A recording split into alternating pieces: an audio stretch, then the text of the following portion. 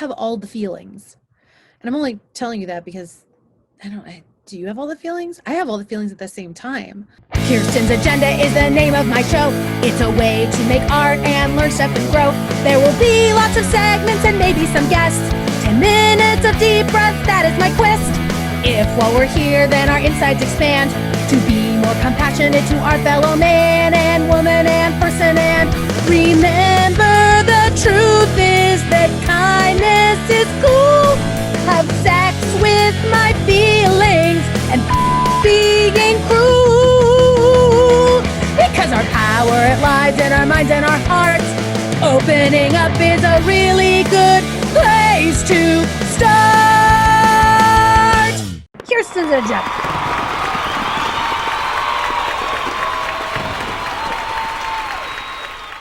I am a firm believer in general in whatever gets you to God, go there, especially when it comes to inside health, AKA mental health.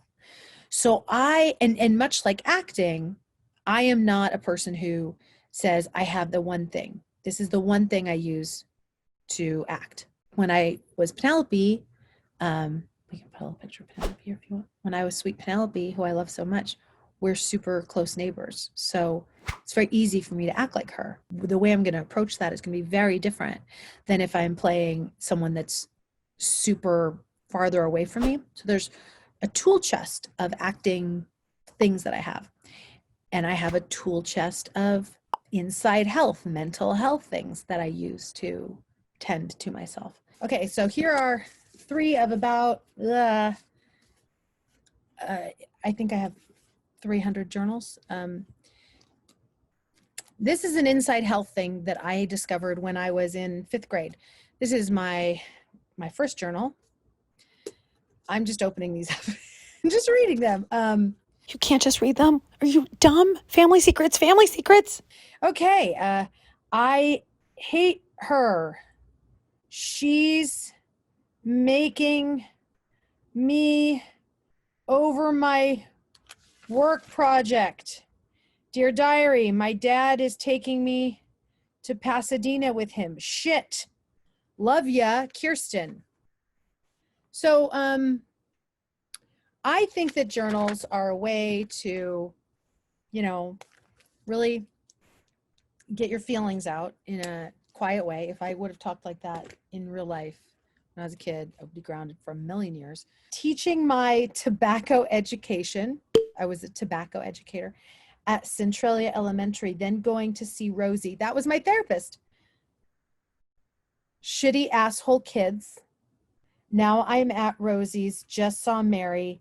I love her. Who's Mary? You're going to remember later. Mary was your first therapist. She went on maternity leave and she was so hot. And you were so mad that she had a baby with somebody else besides you. I saw Tori Amos last night. Oh, I was in college. Well, I'm at James's apartment. Terry's here. He's nice to Jamie. And then I freak out. I will be very proud of me if I can stay away from him and not be jealous. I hate that feeling. It is really sick. I did something really sick too. Come to think of it, I do a lot of sick things.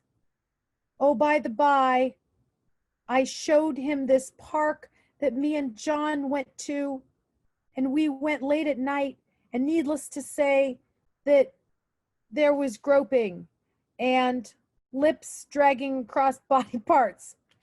Okay. But I want him to think and treat me special. I don't like him. I just want him to like me and treat me special. He ignores me more than before. So what have we learned? That I feel the exact same feelings now as I felt, and everybody else does too. Everyone does contain multitudes, but there's not a lot of people who go like, I'm just going to keep pulling out the multitude. And you do that. Like, you've done things and then you're like, okay, I've done that, and I'm doing that, and I'm doing that. What is your creative experience right now? What are you feeling and doing? And the first thing I'll say is that I think that I'm struggling a little bit in the way that I think maybe a lot of us are struggling, which is like, I remember at the beginning of the pandemic thinking, oh God, my whole adult life I've been like, wouldn't it be great if I could just get like a little block of time that was my own and with no pressure from the outside, not a holiday, not a vacation, but like a true interregnum, like a true brief where I could just stop. This was the first time in my adult life where, because I'm afraid to stop because I'm afraid I'm going to get laughed and left behind. So I'm never stopping. But I was like, but everybody has to stop. So this is the time.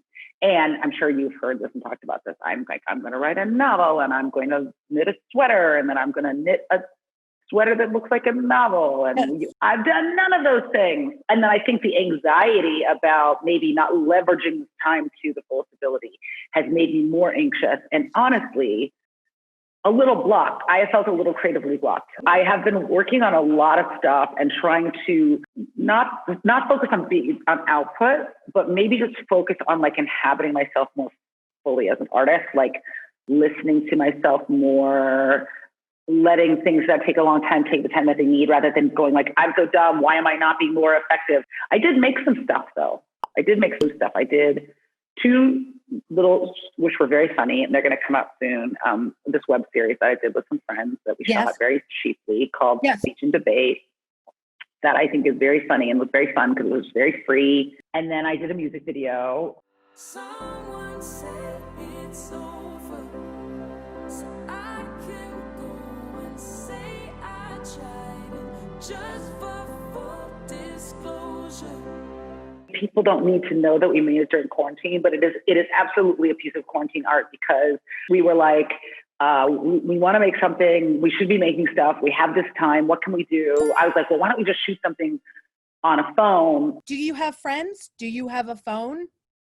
Do a thing. And then bravery to trust your ideas, and then the bravery to accept that it might not turn out the way that you want it to.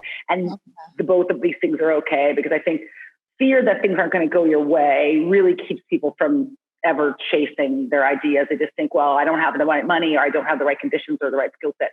Well, just like go make a cake, and then the cake is kind of sloppy and it falls down. Then you'll make another cake and it'll be better. But it still counts. This mythology that art has to be good to count. Or not even that art has to be loved by other people to count, or accepted, validated by other people to count. No, it's your art. No, you make it to make it. I know I love you so much. And I love you. Thank you for being part of the weird little adventure. How dare you feel good? How dare you try? How dare you be different? This is just part of my inner mean girl battle cry. You shouldn't be allowed to be happy. And I will tell you just part of why.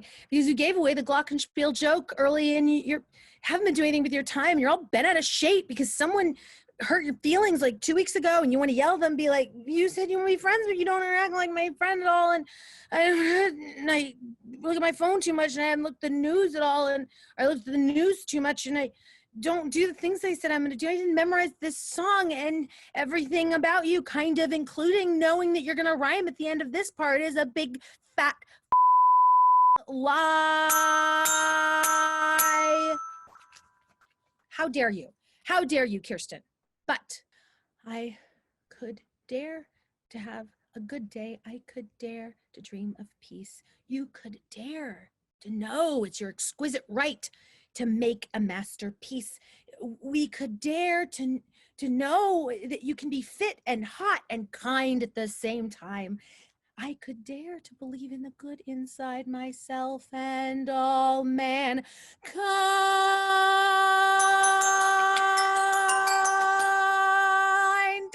Because, you know why?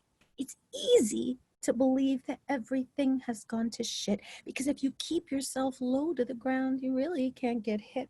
But I dare you to make more trouble that is good. Yes, for other people, but also just for you. Imagine if you could feel the joy in all the daring, even if it doesn't work, and be proud of yourself, even when your mean inner person is being a real jerk. And I hope you do so many imperceptible, weird, wonderful, strange, new things that make your inside quiver kind of dares this week, like me. podcast.